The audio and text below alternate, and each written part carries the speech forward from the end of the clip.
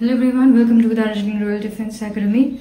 So आज हामी फेरि नयाँ भेकेन्सी को बारेमा कुरा गर्न आएको छौं. सो यो भेकेन्सी चाहिँ रेलवे आरआरबी टेक्निशियन को र पोस्टहरु चाहिँ के छ भने ग्रेड 1 र ग्रेड 3 टेक्निशियन को पोस्ट को लागि चाहिँ यो भेकेन्सी आएको छ.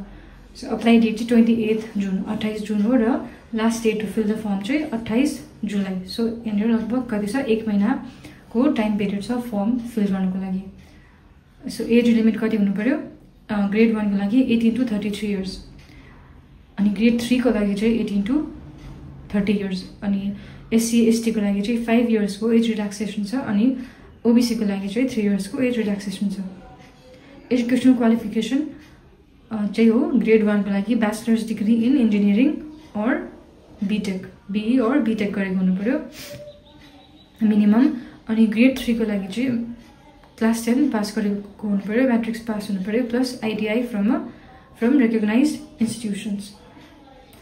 सो सिलेक्सन प्रोसेस चाहिँ कम्प्युटर बेस्ड टेस्ट हुन्छ पहिला सीबीटी जो चाहिँ 100 मार्क्स को हुन्छ अनि 100 मार्क्स को हुन्छ. यो चाहिँ मल्टिपल चोइस क्वेशन हुन्छ, एमसीक्यू हुन्छ र एउटा करेक्ट आन्सर को 1 मार्क्स र यहाँनिर नेगेटिभ मार्किङ पनि छ. त्यो चाहिँ 1/3 चाहिँ नेगेटिभ मार्किङ छ. एभ्री रङ आन्सर को लागि गरिदिन्छ 1/3 मार्क्स तपाईको के गरिदिन्छ डिडक्ट गरिदिन्छ. सो एक्जाम टाइम ड्युरेसन चाहिँ 1.5 आवर्स हो, 90 मिनट्स हो. सो यसमा तपाईको सब्जेक्टहरु आउँछ जनरल अवेरनेस अनि reasoning, basics of computer and applications अनि म्याथमेटिक्स अनि बेसिक साइन्स एन्ड इन्जिनियरिङ को तपाईलाई यहाँनिर क्वेशन सोधिन्छ. सो त्यसपछि तपाईको डकुमेन्ट भेरिफिकेसन हुन्छ अनि त्यसपछि मेडिकल टेस्ट हुन्छ.